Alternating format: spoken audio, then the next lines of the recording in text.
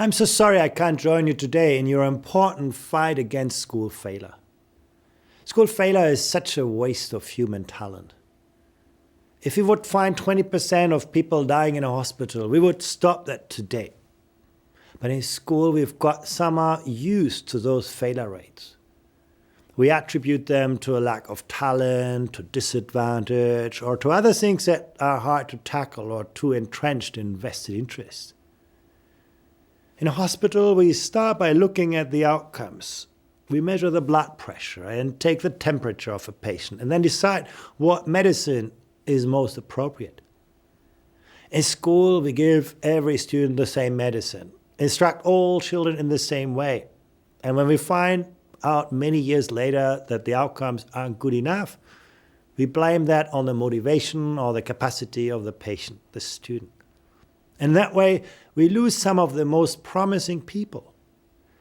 Think about school dropouts like Thomas Edison, Albert Einstein, Bill Gates, Steve Jobs, Richard Branson, or Mark Zuckerberg, who've all transformed our lives. Schools have to become better at understanding how different students learn differently, and to find new ways to engage how people learn, where people learn, and when they learn. Part of the problem is that the people who make decisions about education are usually those who have been served well by the education system, not those who struggled through it. But it will often be those who struggled who can help reveal an education system's real weaknesses and find ways to change education. How we treat the most vulnerable members in our society tells a lot about who we are ourselves as a society.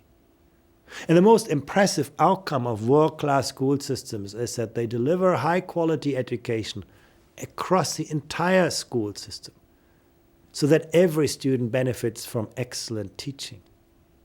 I understood that when I saw the 10% most disadvantaged students in Shanghai outperforming the 10% wealthiest American students on the PISA 2012 mathematics test. Providing equitable educational opportunities is not a technically complex issue. The issue becomes difficult only when it becomes intertwined with politics and vested interests, which can massively distort what is in the best interest of children. What it takes is teachers who do not just know their subject and how different students learn that subject, but who first and foremost know and understand their students as learners and as human beings. Good teachers are great mentors, great coaches, great facilitators, great evaluators. But it also takes a strong school system. Shanghai manages to attain universally high scores on PISA across the entire school system because it determined to make the closest school always the best school. They systematically upgraded the infrastructure of all schools to similar levels. They pair high-performing districts and schools with low-performing districts and schools so that they share their expertise, their resources, their staff. And they attract the most talented teachers to the most challenging classrooms and the best school leaders to the toughest school. If you're a vice principal in one of Shanghai's top-performing schools and you want to become principal, the system will tell you, that's a great aspiration, but first help us turn around one of the most difficult schools. When I visited the state of Ceará in Brazil, I saw how the highest performing schools there received additional financial resources that allowed them to hire more specialized teachers and more experts. But they were not allowed to use those additional resources in their own school. They were required to allocate them to the schools that struggle most. So everyone won. The high-performing school gained additional prestige and an expanded team. The low-performing school benefited from the expertise of high-performing schools. To prevent school failure in Ontario and Canada, the Education Ministry gives each school the resources to hire a student success teacher and to create a student success team to identify struggling students and design appropriate interventions. The outcomes of this and other initiatives have changed Ontario's system profoundly. There are also many ways in which schools can use the voice and experience of students themselves, both those who succeeded and those who struggled. In 2016, the Portuguese government gave each school €1 additional for every student enrolled. And the students themselves could decide how to spend that money.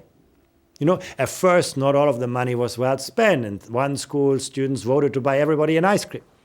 But as time went by, students in many schools took ownership over resource allocations in their school, well beyond this initial budget. And they helped schools better align resources with what really made a difference in life and learning of students. In the same year, I chaired the selection committee for the Pupil Premium Awards in the United Kingdom. That's an initiative that provides schools with additional resources for each disadvantaged student. England has always given schools wide discretion on how to use that pupil premium to help struggling students. Essentially, schools can allocate these resources as they see fit, as long as they can point to and explain the evidence base for their decisions and show how the money helps students to succeed. Some schools enhance the instructional system. Others integrate a wider range of social service into the school environment that are critical for supporting disadvantaged students. And sometimes even symbolic action can have a transformative impact.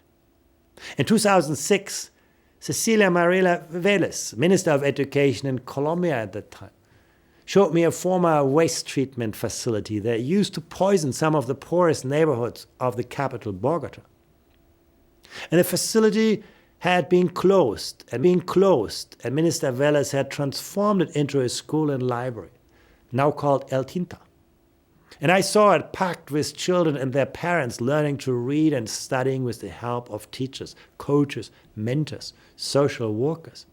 I could see how the transformation of this former source of pollution and disease had become a symbol of the new Colombia, a once conflict-ridden country undergoing a profound silent revolution where education, once the preserve of the wealthy, was finally becoming a public good. Policies to foster inclusion often need to look beyond school walls. If parents and teachers establish relationships based on trust, then schools can rely on parents as valuable partners in the cognitive and social-emotional education of their students. I once asked a teacher in a rural suburb of Chengdu how she succeeded in bringing parents along on the educational journey of their children. And she said, I'll try to call every parent twice a week to discuss the development of their child. She spoke with them not just about classroom issues, but also about more general parental support. So when I asked her how she could manage that in addition to her many other responsibilities, she seemed surprised and said she'd never thought about this as an additional workload. She felt she would never be able to do her work as a teacher without the help and support of her students' parents. And the school system supported her to achieve this, not least by limiting her classroom teaching time to 15 hours per week. We need to move schooling forward from sorting and selecting people where only some students succeed to modern learning environments where all students succeed. The past was divided, with teachers and content divided by subjects and students separated by expectations of their future career prospects. With schools designed to keep students inside and the rest of the world outside, with a lack of engagement with families and a reluctance to partners with other schools. The future needs to be integrated, with an emphasis on the interrelation of subjects and the integration of students.